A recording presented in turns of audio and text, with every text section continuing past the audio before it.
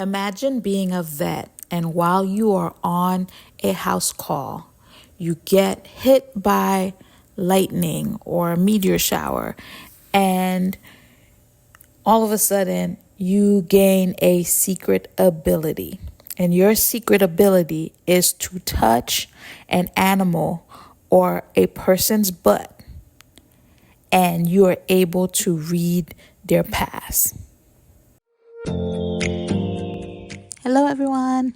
Welcome back to another review on the Review Garden.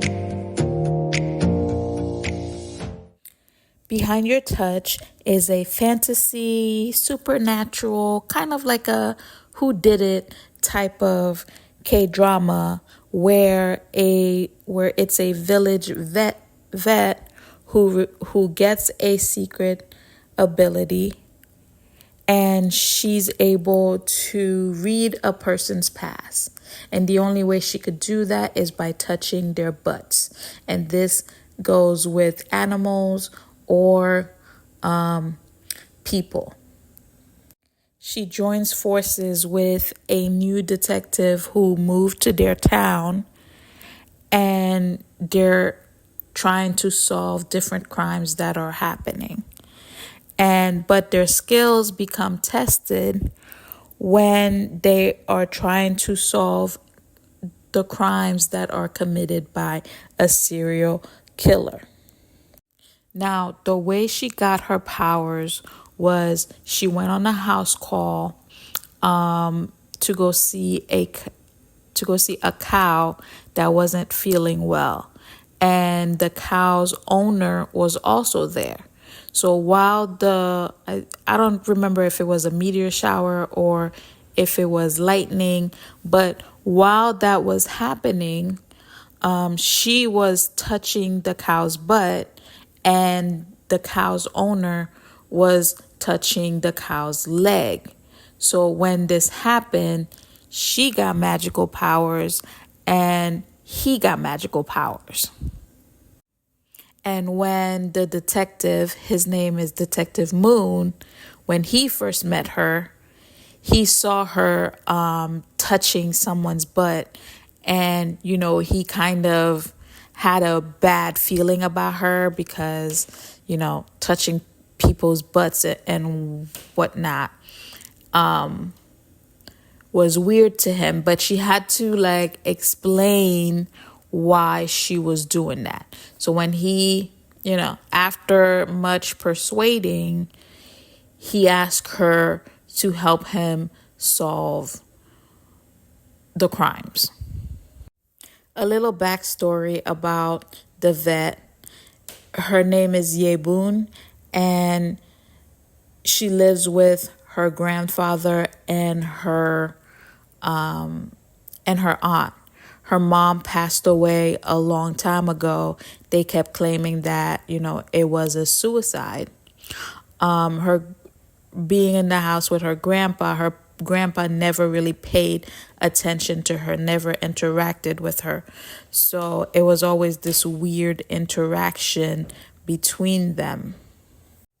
The grandpa never believed that the daughter actually committed suicide.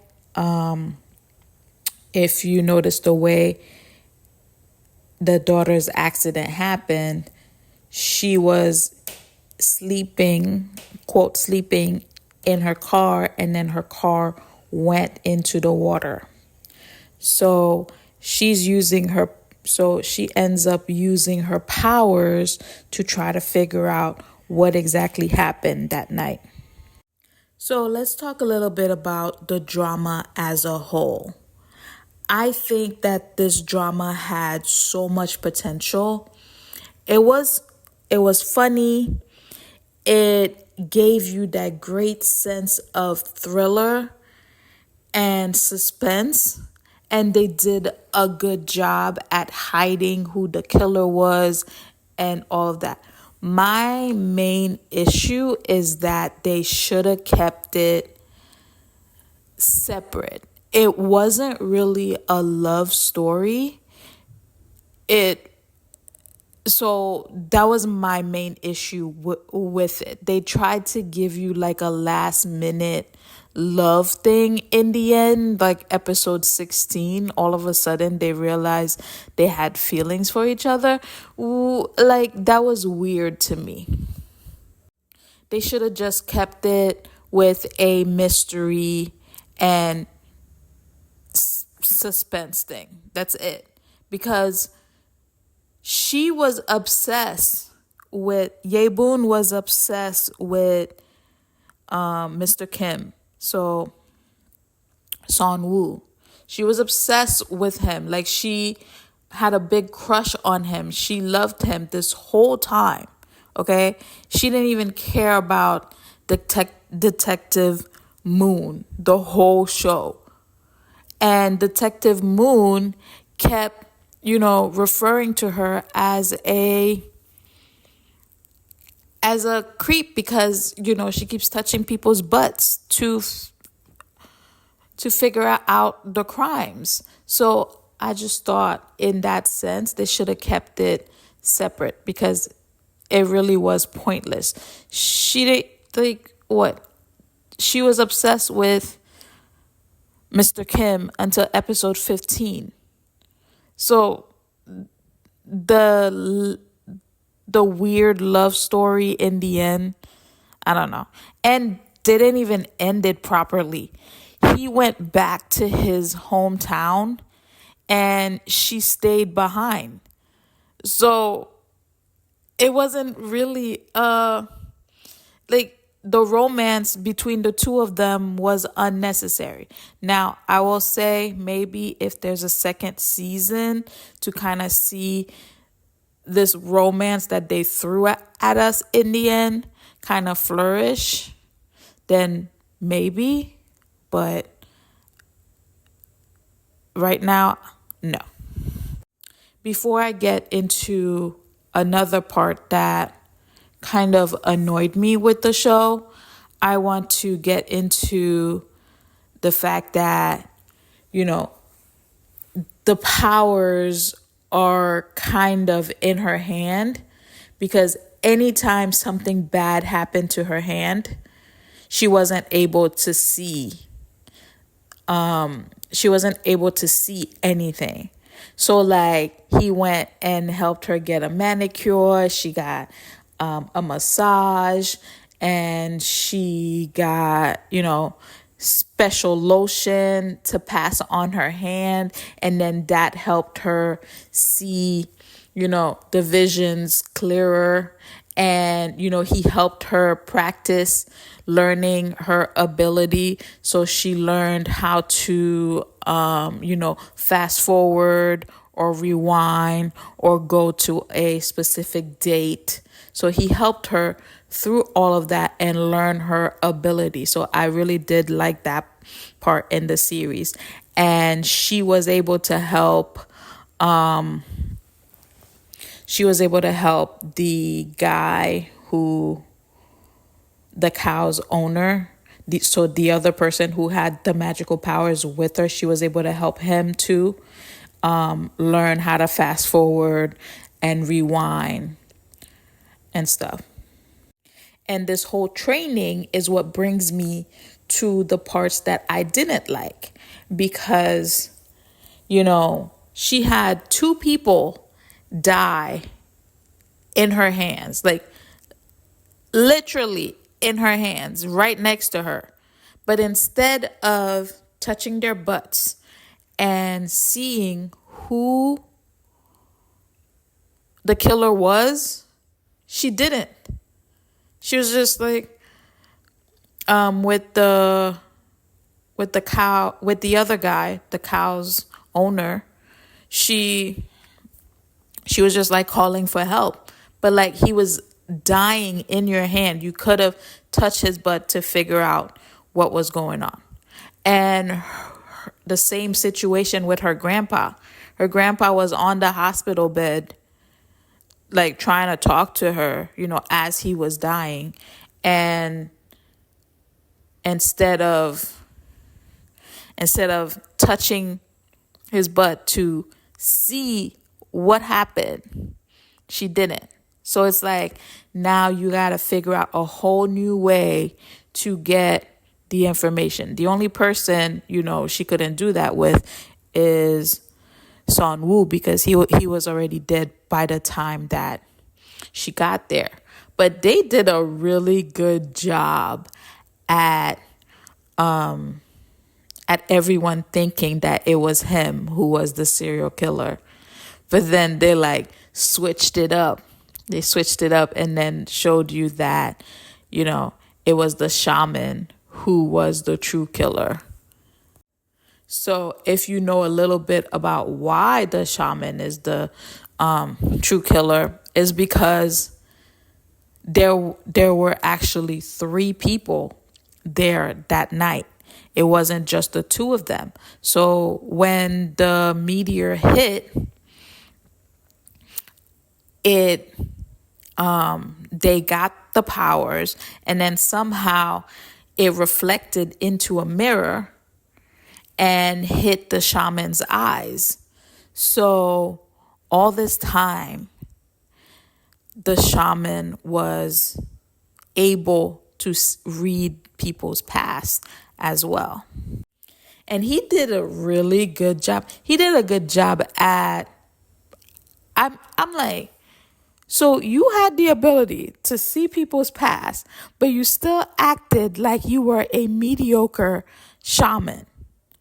Like, he was telling people what was going to happen, and then people would be like, oh, like, this is false. Like, you lied to me. You're not really a good shaman, da da da. But he's over here looking into people's eyes and seeing what they're up to. That's how he was able to see that his wife was cheating on him, and then he killed her. And I'm like, what? Like that. I loved the way, they did that he was the one who ended up being behind everything. And the way he switched up, I was like, oh my gosh, he was acting like he was this nice guy. And then after that, vroom. It's always funny the way people switch up like that. And if he had the 3rd power, wouldn't that mean that when they were trying to find the killer during the fair, when she was doing the butt, like when people had to sit on the throne and she was underneath it, touching people's butts to figure out who lied, da da da.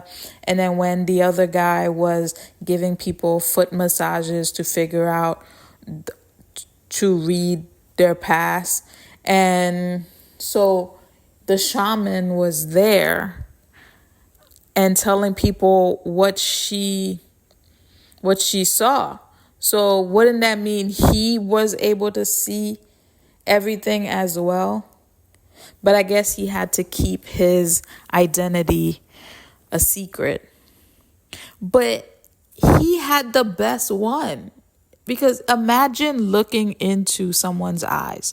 Imagine looking into someone's eyes and you're able to see their past. You're able to see what they just did, what they did 20 years ago, what they did like 5 seconds ago. Like, that is crazy. Like, he had the best gift. Like her, she had to go touch their butts. And the other guy had to, touch their legs. But he had the best one. And I think that's what made him such a good killer. Because at no point did anyone suspect the way he was, seeing things. Because when they were trying to imagine who killed the girl that she left in the woods, a lot of people touch Ye Boon's hand. And the shaman was one of them.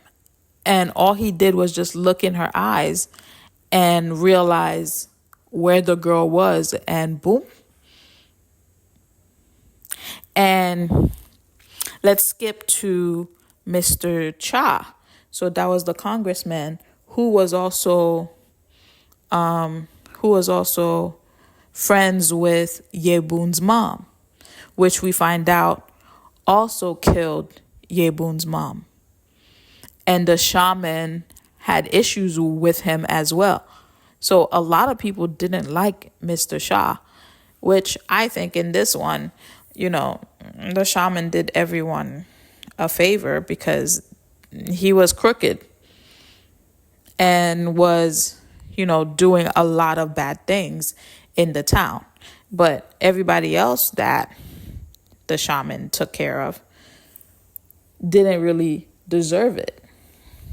Let's return back to the love story bit. Even her aunt had a better love story than her. And I think even her friend too. The weird interaction she had with that guy. But he came, to her rescue and whatnot. But even the aunt, the way they were acting together, it was cute. And the ex-husband coming back, I'm like, why are you even here, dude? Go away. But you see how they tried to reenact what the aunt did with the lead detective and with Ye Boon and Detective Moon. And I'm like, the whole walking in the dark with the weird lipstick. And I'm like, why? I mean, it was a cute moment, but also unnecessary. Because it wasn't a romantic comedy to the end.